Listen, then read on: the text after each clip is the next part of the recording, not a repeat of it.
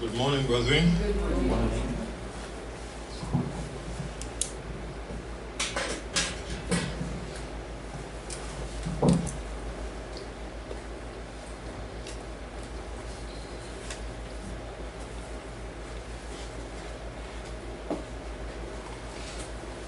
This morning we want to go back to the Beatitudes, Matthew chapter 5, and we want to look at second to last one that we haven't done, not in the order that they have. But this one is Matthew 5 and verse 10. It said, "Blessed are they which are persecuted for righteousness' sake, for theirs is the kingdom of heaven." And note how Christ links here the reward of heaven for persons who are persecuted for righteousness' sake. So we want to investigate that this morning and see what messages there are there for us. Now, righteousness is taken from the Greek dikaiosune, D-I-K-A-I-O-S-U-N-E, dikaiosune. And it means equitable in character or act. It says by implication, innocent, holy, just, meet or fitting, right, and they put in brackets, right or righteous. And specifically it says Christian justification. Now, so that if we're persecuted because, for example, we act in a manner that is equitable in character, by doing something that is considered holy in the eyes of God, just, meet. So for example, maybe you might know something, a crime was committed, or somebody on your job for argument's sake did something wrong, and you know, and the boss comes and asks you. Everybody else is denying it. So why should you be the one to the wrath of the person? Because if you do, you most likely will face persecution. But what this is saying to us, that if it is because for righteousness that we suffer, then we know, or there is an assurance given that if you suffer for righteousness, then there's going to be, it says, theirs is the kingdom of heaven, that this is a reward that awaits you. So that if you have to weigh it against the camaraderie of people now, or against the kingdom of God later on, which one will we make the choice in? Should we subject ourselves to social pressures, or do we do the right thing, as it says? You know, as the Integrity Commission says, do the right thing. Do it even when nobody's looking. So that this is the kind of a dilemma that we could face if we're doing things that are righteous. Now Christ told his followers in Matthew 24, let's turn there. Matthew chapter 24, and let's go from verse 9.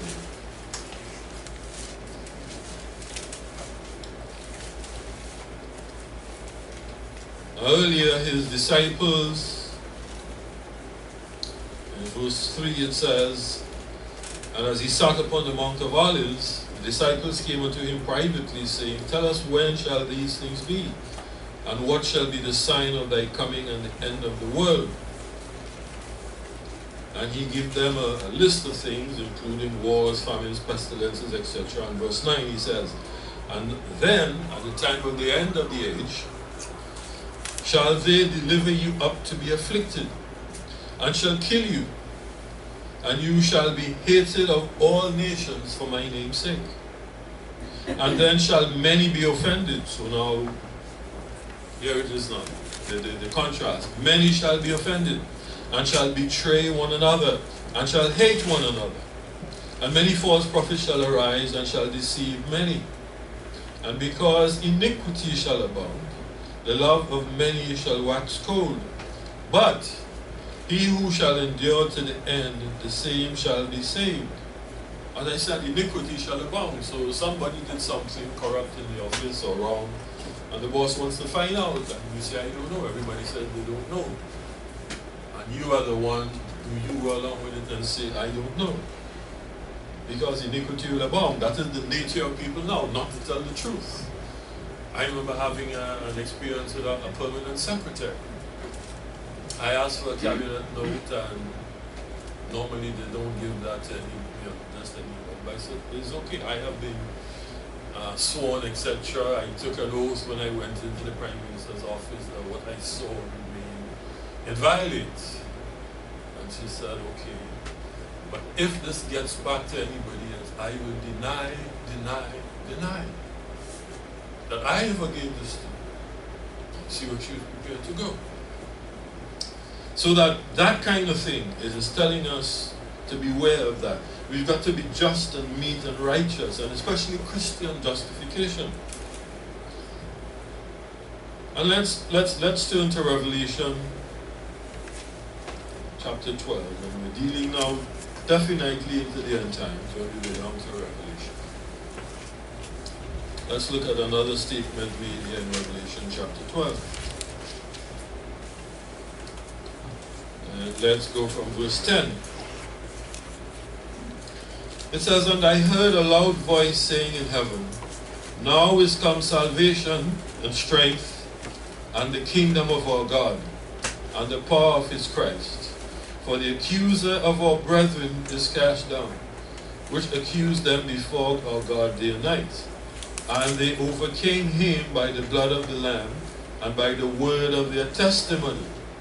And they loved not their lives unto death. And let's drop down to verse 17. And it says, And the dragon was wroth with the woman, and went to make war with the remnant of her seed, which keep the commandments of God, and have the testimony of Jesus Christ. And one of the commandments is God is that thou shalt not bear false witness. And it doesn't only mean that you go in a court and say lies. But if you are asked something and you know the truth, you also do not say it wasn't me. That is also bearing false witness. So that the idea is that we could be faced with these kind of pressures in many aspects of life, and as we see the days getting more evil, these things can happen. And as we're seeing now appearing in the United States with the LGBT movement, you can be persecuted. Seriously. If you decide that you will not go along with whatever is in the social environment because the society is moving this way, that you give sanction to the behavior. And let's go to the book of John chapter 15. John chapter 15. And let's go from, read from verse 17.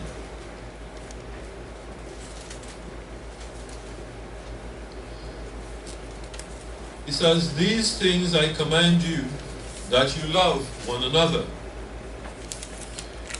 If the world hates you, you know that it hated me before it hated you.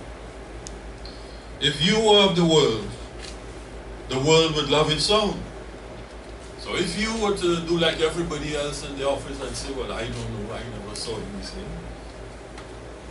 When you've done, it's a nice giggle and chat and laugh. And then you're one of the guys, the world would love its own. Everybody else does that. But if you do it, you face persecution. It says, if you were of the world would love its own. But because you are not of the world, And the implication in this is that we must not act like the world if we're not of the world. If we're not of the world, because you're not of the world, because I have chosen you out of the world. So that the calling that Christ has given us is to come out of the world. It says, don't love not the world, neither the things that are in the world. If any man loves the world, the love of the Father is not in him. So this is why he said, I have chosen you out of the world. And because I have done that, therefore the world hates you. Excuse me. And will hate you. Remember the word that I said, verse 20, unto you. The servant is not greater than his Lord. If they have persecuted me, they will also persecute you. If they have kept my saying, they will keep yours also. But these things will they do unto you for my name's sake, because they don't know him that sent me. And so, Christ has given us warning in advance that if we try to live righteously and to do things that are right and pleasing in his sight, we will very often run up against the world. And in the latter days, as he specifically says, tell us when shall these things be? He says at the time towards the end of the age, and the indications are that we are getting down to those times. So we can face situations whereby our righteousness is going to be tested. And we are going to have to make the decision whether or not we will live righteously, or whether we will capitulate under social pressures and thereby go along with what the world says.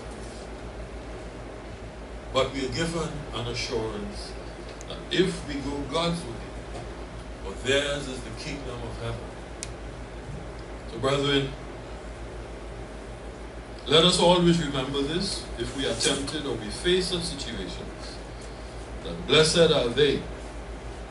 Let me go back and find the precise wording. Blessed are you, Matthew 5 and verse 10. Let me quote it exactly. Blessed are they which are persecuted for righteousness' sake, for theirs is the kingdom of heaven. And the thing that we should always remember in this is, for theirs is the kingdom of heaven. And there is nothing, brethren, greater in this life, or in the life to come, I dare say, than being in the kingdom of heaven. Because everything that is in the world will perish, and then what will be left if we go along the ways of God? So, brethren, blessed are they which are persecuted for righteousness' sake, for we have the assurance that the kingdom of God will be available to us.